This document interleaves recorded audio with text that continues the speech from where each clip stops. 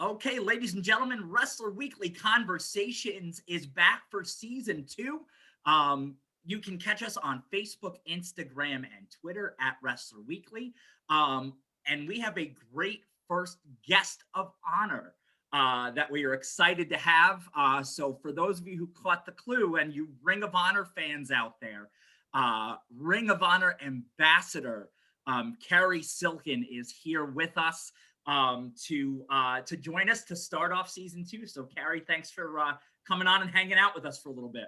You're welcome. Thanks for having me, Mike. Oh, my pleasure. So, we love getting to see Cary your posts with some of the classic wrestling posters and some of the great history that you guys talk about too. And you could also too, really quickly, I want to talk about the podcast Last Stop Penn Station, which you can catch Cary and Ian Riccaboni, Ring of Honor announcer, talking about some of the really cool experiences in the life of Cary and some different things that you'll like. Also, too, another thing I wanted to plug was the 55 and 5. They're going through the Parkhurst wrestling cards, which is very interesting. So we've enjoyed looking at that, but definitely take a listen to the podcast, subscribe. I think you'll enjoy it. And so, Cary, how do you like getting to do the podcast and working closely with Ian?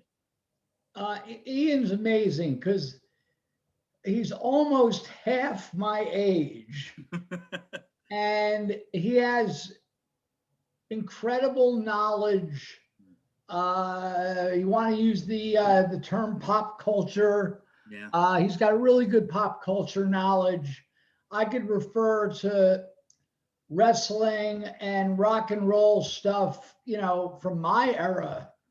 And do you know how Ian got his name, his first name? Oh, no, I don't know this story. Okay. His father named him after, his father was who's a couple years older than me. I think he's 67. Anyway, he named him after the great Ians, rock and roll Ians of England. I'm going to fuck up here, including the great Ian Anderson from Jethro Tull. Oh, cool. Ian Gillian from Deep Purple. Okay. And Ian Hunter from Mott the Hoople. Wow, very cool. All right, so a little history on Ian Riccaboni. Yeah, but yeah, Ian's fantastic to work with. Just like most of the people in Ring of Honor, I've known him since day one. Excuse me, and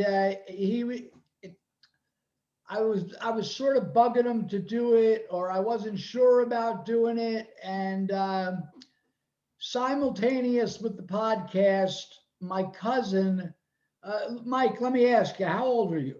36. You're a baby. But my cousin, Mike Greenblatt, he's been in the, he's like 69. Anyway, he's a lifelong music writer. Okay. And wrestling, and his music tastes varied so much. He was the editor of Metal Maniacs. Okay. He was the editor of a country magazine. Wow. If you're from the New York, New Jersey area, but you're too young, there was a publication called The Aquarian, / East Coast Rocker, which was a newspaper. And Mike was the music editor. So anyway, Mike's been working on my memoirs. Oh, wonderful. And a lot of these stories we tell in Last Stop Penn Station, of course, there's a boatload of Ring of Honor stuff, but it's also my time growing up, my love of rock and roll, my hustling tickets on the streets of New York City. As an old school ticket scalper, which was basically in the mid 80s through the early 90s. And, how many people sold cocaine to John Belushi? Yeah, and I've read this. This was featured in the New York Post. Or the guys in Rush. Yeah. Or, it's like, is this G-rated, this interview? We can talk about whatever you want. I'm just saying, I've got an expression.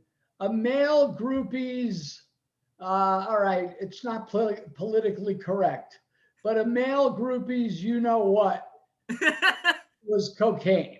Like Okay. everybody wanted, hey, if I loved Jethro Tull, or I loved Rush, or I loved fill in the blank, whether it was Bob Seger or Elton John, you know, they don't want to, even to get near them, like within the road crew.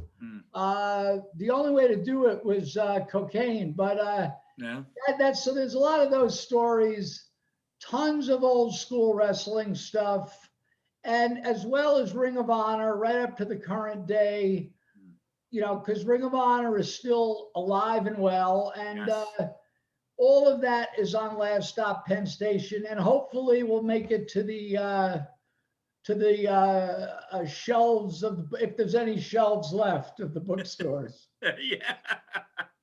Well, I hope so. You know, it definitely, like I said, I had read some of the things that you had mentioned, and it absolutely piqued my interest. And again, you know, when you've had some of the experiences that you've had and lived the life that you've lived, I mean, I love that stuff. And I think people love to hear those things because it makes a connection to maybe some of those people like Belushi or Rush, and you're like, wow, this was the real deal here.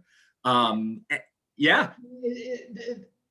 Real quick, the podcast and the book, it's like you hear the expression, like you remember, like your uncle or your grandpa say, "Oh, so and so, what a character they were." Yeah. Well, in this day and age, because of the internet and everybody staring at their phones, I'm in fear that one day there's going to be no more characters left. Yeah.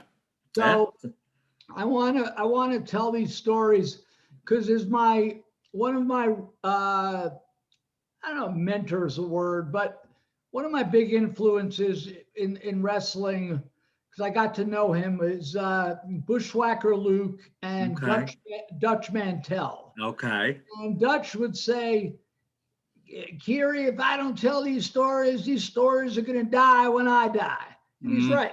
Yeah, absolutely. Stories out. Yeah. And you know what? I think this is the thing that I love, because now we've pulled back the curtain a little bit and you can hear some of these great stories. I had the pleasure to talk to Bruiser Brody's widow about a year ago, Barbara Goodish. And just some of the things that she shared about him, talking about what his plans were after wrestling. You know, he wanted a big initiative to, you know, drug awareness and all these things, and take a ring and travel around the country to schools. And like, it was just so cool to hear what made him tick and what, you know, those behind the scenes things that you might not have known about a legend like a Bruiser Brody, you know. And I love hearing you mention Bushwhacker Luke, Dutch Mantel, and, you know, Dutch was there the night Bruiser Brody was killed. Yeah.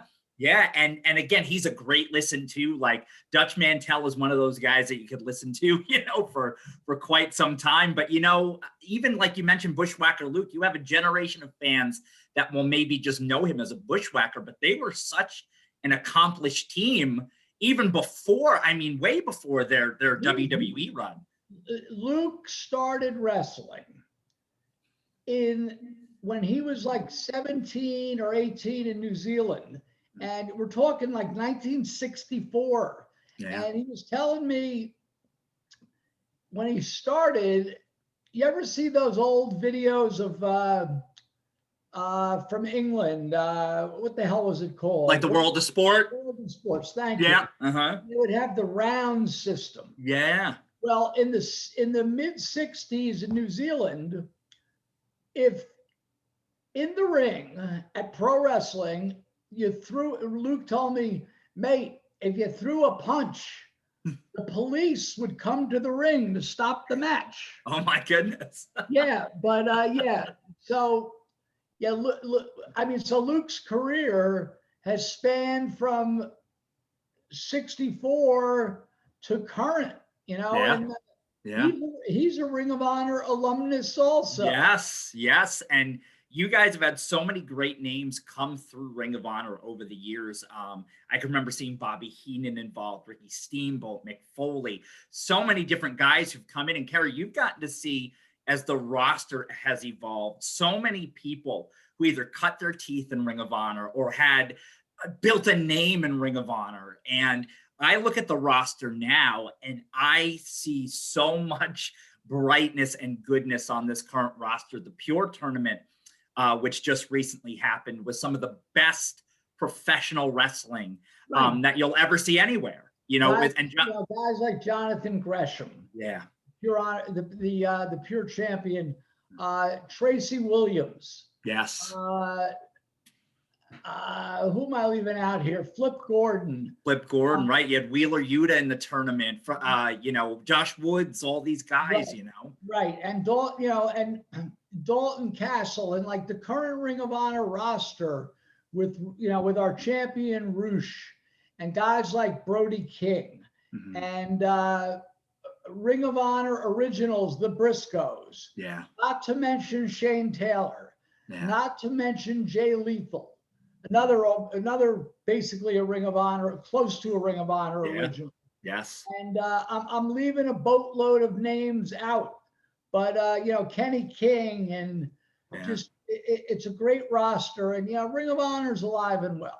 Yeah, absolutely. And I think what you guys have produced even pre-pandemic, I mean, you guys were in Madison Square Garden with New Japan Pro Wrestling. What was that experience like?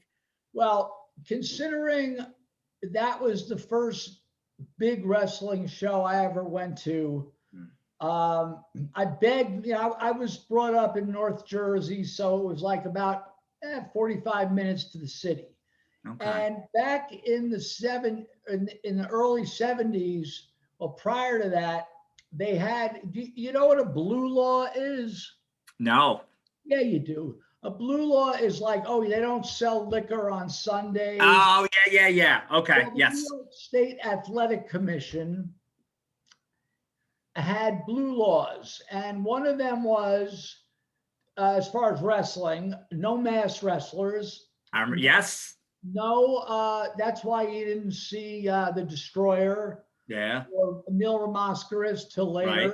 Yeah. They also had no gimmicks rule, like no cage or chain matches. Wow. But the one that got me was you had to be 14 years old to go to see pro wrestling or boxing at the Garden. Wow.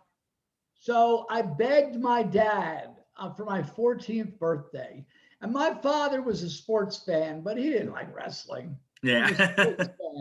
So, but he was a great dad, and we got tickets to see Pedro Morales against Freddie Blassie.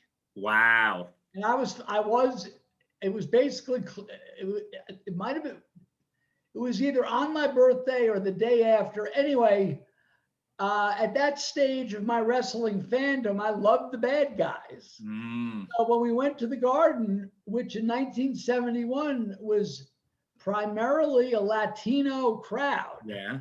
Pedro was so popular, right? The ethnic champions were so popular. When Blassie came out, I'm like, yeah, my father grabs me by my pants. He goes, sit down, you're gonna get us killed here. But yeah, so I'm like most people in the wrestling business, whether you're a wrestler, whether you're a writer or a podcaster or behind the scenes, very, very, very few people who were working in wrestling were not wrestling fans from an early age. Yeah. And I'm a wrestling fan from an early age. Well, and I love hearing the stories of how people kind of got into pro wrestling, who they liked, what their passions were. I grew up in Staten Island, and and my father and my uncle grew up on Bruno. And I remember my dad telling me, he said, we played a little league tournament. It was after the tournament. My grandpa was the same way as you, hated wrestling, but he took my father and my uncle to, I want to say it might have been Whitehall Stadium, and they saw Bruno defend the title against Cowboy Bill Watts. Oh, wow. Yeah, like crazy stuff. That's like 65. Yeah. you know, and it's just, like I said, I love, especially too, when you hear people who grew up in a similar area as you know, when I was younger, it was the birth of Hulkamania and, you know, all that. But I have really grown to love so many different eras of pro wrestling. And one of the things I really like, and Dave Meltzer says this all the time, is there was wrestling before 1984, you know, lots of really great wrestling.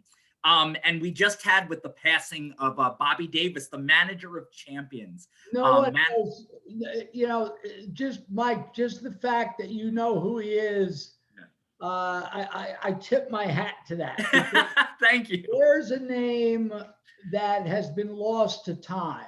Yeah. When I first started watching wrestling when I was about 10. And since you're a New York guy, you'll get this. Wrestling used to be on Channel 5. Yes. At 9 o'clock on Saturday nights. Yeah. For 2 hours from the wrestling capital of the world, Washington, D.C. Yes. And that was, I remember seeing Bobby Davis. They brought in, you know, King Curtis UK. Yes, Curtis IK, yeah. Well, and there's actually, if you go on YouTube, there's some lost tapes. I don't know how they have. Oh, it's great what you can find out there with digital media now. It's a plethora of great historical. Well, there's very little from the 60s WWF, but there's one, and you can see Bobby Davis. But Bobby Davis was like the cool guy. Yeah. I'm trying to get through this Elvis book right now, which is called Last Train in Memphis. It's a lot of information, and I'm having trouble. But Bobby Davis was an Elvis. He was just so cool. And his career ended around the time I started watching him. Yeah. And from what I've read, and I'm sure you've read from these obituaries, when he left wrestling, he was gone. Yeah. Went into real estate, owned Wendy's franchises. Yeah, you know, I think with Merle Haggard, I think he owned the franchises with, but he was successful, you know, and it was just like, but anytime you talk, like, he made this impact in such a short amount of time because he stood out, you know. Right. It's similar to the Doors. Yeah. Yes. Similar to the, you know, if you look at the history of the Doors, it was like a 5-year career. Yeah. Yeah. Beatles. Right. A 7-year career. Yeah. Like, you turn to sports, Gale Sayers, right? You know what I mean? 5 years, you know, but he was this incredible athlete, you know. The body of work that was done. And I think Bobby Davis, I heard Jim Cornette recently, and Bobby Davis paved the way for Bobby Heenan. Yeah. Yes. Bobby Heenan paved the way, so on and so forth. And if you think about pro wrestling now, in all due respect, Arn Anderson coming out with Cody Rhodes, it's okay. Yeah. But there's not a, you know, yet Tully Blanchard does a good promo. Yeah. And the role of the manager has been diminished over the years. The role of the interview has been diminished over the years. Yes. But if some of these people who are saying, who the hell are they talking about? Go on YouTube, try to find some Bobby Davis. There's not a lot. No, but there's some. He was the prototype manager, no doubt about it. I first got introduced to Bobby Davis as a young kid. I was hooked from the time I was a child. I became a tape trader very early on. Okay. And I found there was a series of videos that a company called Good Times made, and a series of VHS tapes that was like the golden era of pro wrestling. So I was like 7 or 8 when I saw my first, I think it was from Chicago. You know, my first match with Buddy Rogers against Pat O'Connor at for the heavyweight title at Comiskey Park. And there was another one they had, and this might have been from Washington. It was Buddy Rogers against Abe Jacobs. And Bobby Davis interferes in the match. And it's just like this great, you know, piece of footage, but you look at those things and you see there was nobody else like him at that time. And that's why I think guys like Cornette and Heenan stood out, because they were so individual and they did things that nobody had really done before. So I agree with you. I think, you know, the closest thing that we've seen is in years to like a true manager is like Paul Heyman, Yes, you know, who can still cut an excellent promo. absolutely. But I think too, you know, you take a look at a guy who can talk, who really made some news last year, is Eddie Kingston. And Yeah, he did some work with Ring of Honor, and he's also a local guy. You know? I've known Eddie probably since 2005, and he was really good friends with one of my best friends, Larry Sweeney. Talk about good Yes, managers. yes, And yes, I've spent a lot of time with Eddie. I'm really happy for him. yeah, Here's a guy that uh, paid his dues yeah, for sure. So yeah, and he's great on the mic, which is a lost art. yeah, You know, it really is. yeah. But yeah, Eddie's great, and I'm very glad that he's doing well. Yeah, he's done really, really great. And again, too, like everything about, I think it's that genuine connection you want to make when you watch wrestling, right? I want to feel something. I want to be connected to this person that I'm seeing on the screen. I want a reason to believe that I either love or hate this person, based on what they're doing, you know. And you know, another thing, I'm so glad that you bring up Larry Sweeney, because Larry Sweeney and Sweet and Sour, you know, Inc. and all that stuff, such good times. But Larry's story speaks to me because I'm also a person diagnosed with a mental illness, and my job actually outside of Wrestler Weekly is as a peer counselor. I train people to help people with mental health and substance use disorders. And his story, you know, I had learned about Larry after his passing, unfortunately. Well, Larry came to Ring of Honor in 2006. I remember Gabe Sapolsky telling me, you know, Gabe's line, you know, we'd have half the Russian army there. Yeah. Was, oh, don't worry, it's a $50 guy. Yeah. But me, I say, but Gabe, there's 80 of them. Yeah. But when Sweeney came, and I knew him from, I didn't know him personally, but I knew his work from Chikara. Yeah. Yes. But you know, Gabe was and he still is a very good judge of talent. And he didn't want Sweeney as a wrestler. He wanted him as a mouthpiece. Yeah. And the first night Sweeney was at a show, it was in Edison, New Jersey. And I'm talking to him and we're just bullshitting him. And I'm like, where do you live, man? He goes, well, I live in Bethlehem. Well, guess what? So do I. So he and I hit it off. Very intellectual. He was well read. He liked film. He liked his. I'm gonna blank out now. Oh shit! Famous movie. Oh god damn it! I'll get to it. But he liked film. He liked music, but he didn't really have a good knowledge of classic rock. Like, in other words, I'd be like, oh, did you ever hear Immigrants? Did you ever hear Led Zeppelin 3? He goes, well, I know Led Zeppelin. So I would play, you know, Immigrant Song. I would play Dark Side of the Moon. I would play Aqualung Out, you know, and just like, he might have heard it, but, you know, anyway, Larry and I, you know, Alex and I got to be really good friends. And it's very sad what happened. He would have made a lot of money, and forgetting the money, he would have been a big star. But the thing we got to remember was he was a really good man. Yes. And it's just sad. You know, when he had his whole breakdown, and you'll understand this, you know, you take it out on the ones you love.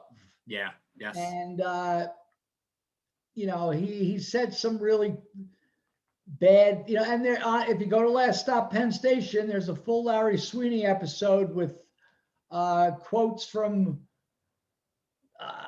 a bunch of guys, Jigsaw, Mike Quackenbush. I'm leaving out a boatload of guys. Bryce Remsburg, Yeah. who knew him well, and you know, like in the end with Sweeney, when he was not healthy, you know, he said some rough stuff to me, Yeah. but I knew he was sick. Yeah. And when I got the phone call about his passing, it was like it just sucked. But Sweeney, a great man, and I love you, Larry.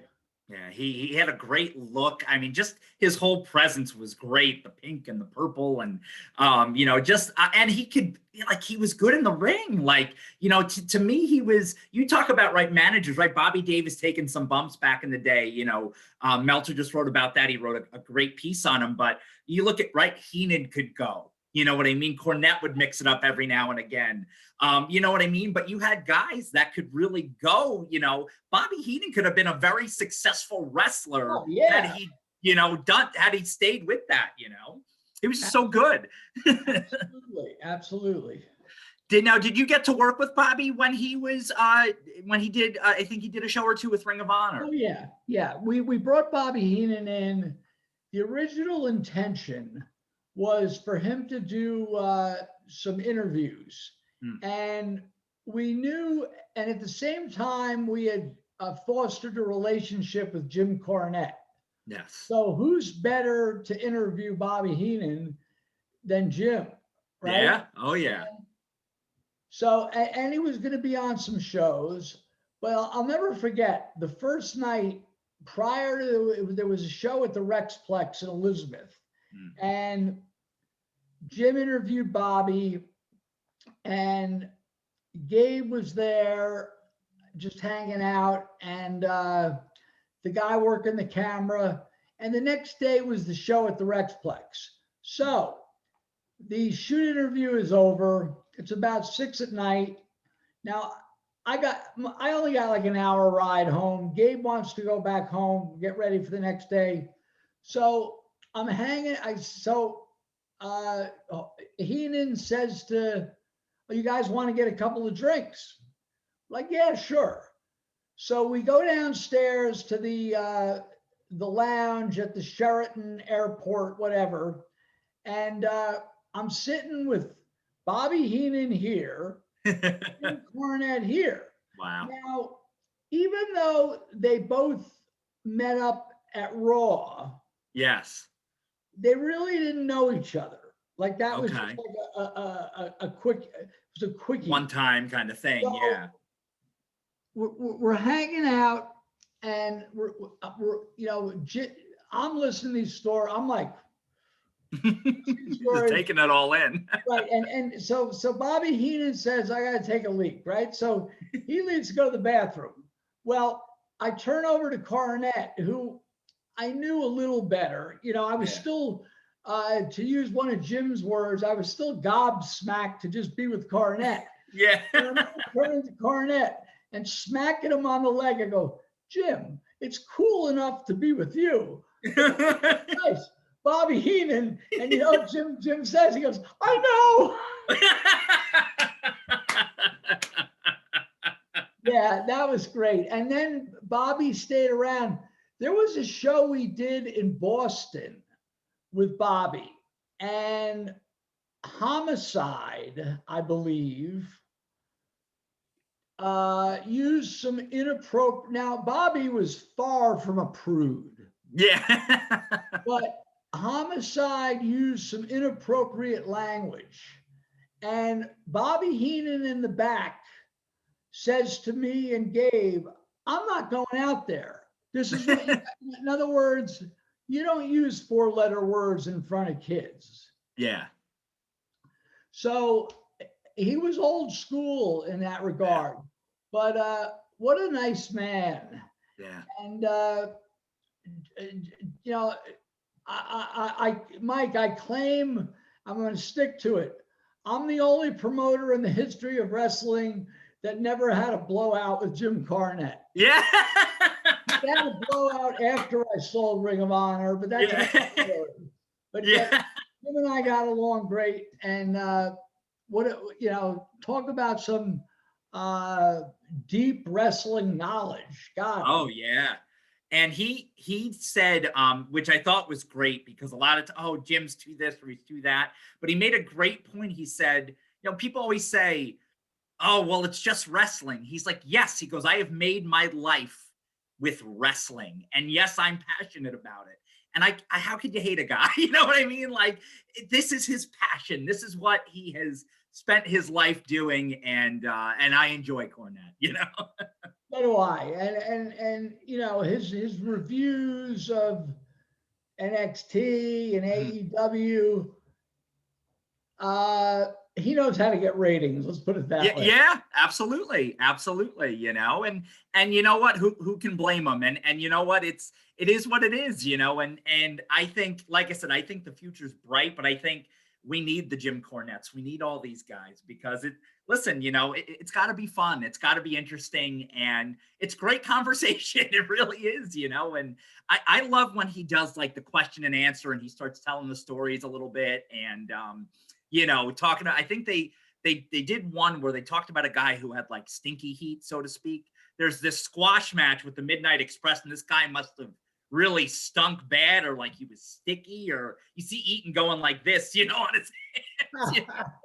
It's just like so great. I'll have to send you the link on YouTube, but it's just so funny to watch these guys and to hear Cornette tell it is just incredible, Absolutely. So you have so many guys who have come through who you see now thriving in a main event scene outside of Ring of Honor, guys like Kevin Steen, Adam Cole, Daniel Bryan, all these guys who really, to me, they're Ring of Honor guys. You know what I mean? Cesaro, all these guys. What does it mean to you when you see these guys that were so successful in ROH now having that same success outside? What does that mean to you? I'm very happy for them. I mean, during the time I owned the company, there was always, and still to this day, there's going to be an attrition rate. Guys, whether you're a ditch digger or you're any job, you're going to want to have the best job and make the most money. Yeah. So going back to ROH, we knew, when I was there, 2004, 5, 6, you're going to lose guys to WWE, you're going to lose guys to TNA, and there's very little we could do. But to see the guys you mentioned, and not to mention Seth Rollins, not to mention Claudio, Cesaro, there's a laundry list. Yeah. Adam Cole, Kyle O'Reilly, Bobby Fish, Eddie Edwards in Impact. Yeah. And I was very close with the Bucks. Yeah. I call them my West Coast sons. Yeah. I'm proud of them, and I'm happy for them. I mean, nobody wants to lose a Bryan Danielson or a Nigel or a Samoa Joe or any fill in the blank, an Adam Cole. But, that's when that happens, Mike, it opens up space for other guys to elevate. Yes. I mean, back in 2005/6, we lost CM Punk and Samoa Joe within I don't know, 6 months of each other. Yeah. And then guys like Austin Aries sort of elevated. Roderick Strong came up. Yeah. Delirious. And then, then Tyler Black came in, Jimmy Jacobs. And then in 2009, that was the Mac Daddy of them all. When on the same night, on the very same night in September of 2009 in New York City, and we knew it was coming, Nigel and Bryan were leaving. Yeah. But yet, it opened up space for Davey Richards. Yeah. Eddie Edwards. Tyler Black. so on and so forth. So, and that has continued during the era with, with Adam and Kyle, guys, and then sometimes guys would come back. Yeah. Like a Jay Lethal. Yeah. Like a Colt Cabana. Yeah. Yeah. Jay Lethal, one of my favorite matches and moments from Ring of Honor is when he became the double champion at Terminal 5 in New York. You know what I mean? When he was the world and like Jay Lethal was on, and he's still amazing. But to me, that was what a great moment. One of my best buddies, you can't be friends with everybody. I don't want to be friends with everybody. There's certain guys that have been in Ring of Honor for a long time who it's just like, hey, what's up? How you doing? Yeah. And then there's guys you get close with. Lethal's one of them. Yeah. And, Lethal left and came back in like 2010-ish, I believe. Yeah. And, he's, arguably one of the best wrestlers in the world. Oh, Why agreed. he's not a star on WWE? Oh, yeah. I'm baffled. Yeah, he is just, and I think too, like, I think guys get put into a box like you see with TNA, and don't get me wrong, like Jay does these spot on impressions that are great, but to me, he's so much more than that. But on the national scene, they're like, well, do Macho Man, do Flair, you know what I mean? And, like that stuff's great. Don't get me wrong. But, he's just so talented in the ring. Like I loved when he was at All In and he got to wear the Macho Man jacket. Like it wasn't a spoof, like it was a real kind of deal. And I thought it was great. I just think he's so talented, and I think still has a lot of gas left in the tank too. He is so talented. Same with the Briscoes. Yeah. I mean, they've been literally with Ring of Honor since day one. Actually, Jay Briscoe has, but Mark Briscoe wasn't old enough.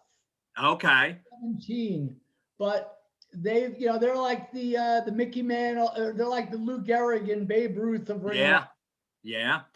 And they're still to this day so good.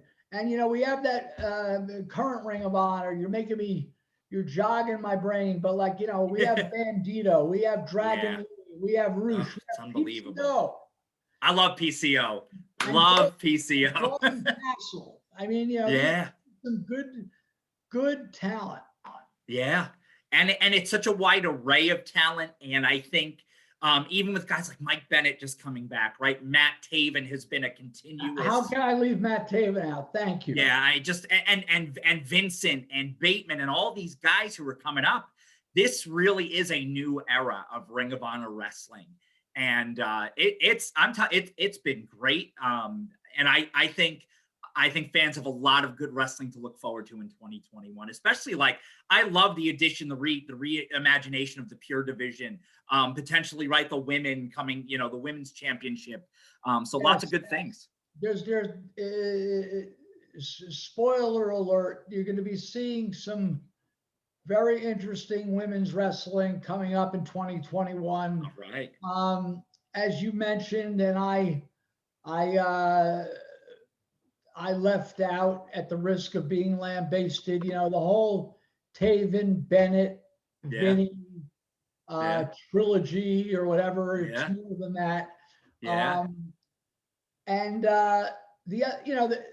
Listen, if I was going to tell you that I like watching wrestling in empty arenas, I don't.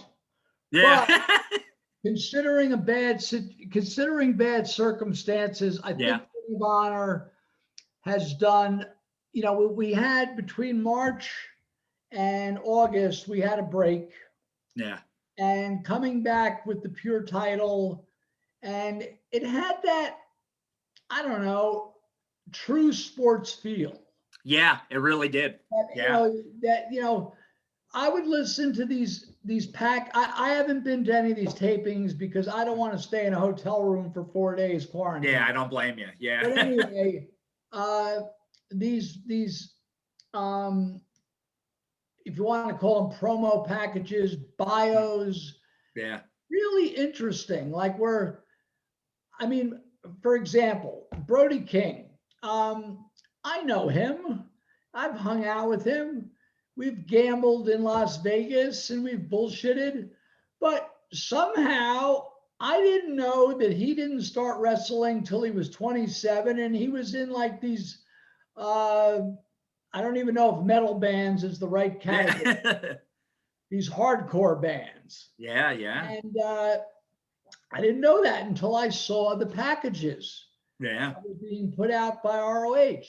So we, considering doing wrestling in front of an empty building, I think the ROH production people, big kudos to them.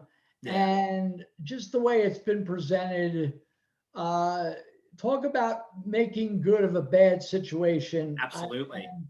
You say that I'm, yeah, naturally Cary's going to say good things about ROH, but it's the truth. So Yeah. if you haven't seen the current Ring of Honor product, you could see it on Honor Club, ROHwrestling.com. They talk about the WWE network, right? But Yeah. for like $9 a month, I mean, you got 20 years of Ring of Honor stuff. Yeah. And the pay-per-views. Yeah. And every Monday night, like in a few minutes, there's the this weekend's TV, and there's good stuff going on in ROH. Awesome. It's so cool getting to talk to Cary Silkin. Please check out his podcast with Ian Riccaboni, Last Stop Penn Station. Listen, subscribe, lots of great content there. Also, Honor Club, sign up. Like Cary said, $9 a month. You get some of the best professional wrestling in the world for over 20 years. All the guys that you see now, right, or have only heard about, maybe want to see. Definitely worth your time. That was the thing I knew, Mike, is that when I sold the company, right? Yes. The only value I had was the library. Now that was 2011. So now we have 9 more years of library. Yes. So there's a lot of good stuff there. So many great wrestlers, so many good events. And a lot of the old Ring of Honor stuff is still, they're adding each week. They add more matches. So great stuff. Plenty yet to come out. I appreciate you having me on here, my man. Oh, thank you, man. What a pleasure. What a great time. It's so good to be able to talk wrestling with folks, and we just want to be a fun distraction during this difficult world that we're living in right now. So I can't thank Cary Silkin enough. Ring of Honor. Guys, check out the podcast, Last Stop Penn Station. Check out 55 and 5. Also, too, Cary with hopefully a book coming out here within the next year or two. So get that. Also, too, Wrestler Weekly's Family Bacon Wrestling by Scotty Richardson. You can get on Amazon as well. So subscribe and join us next time for our next episode of Wrestler Weekly Conversations. I think you're going to want to observe our next guest. Take care.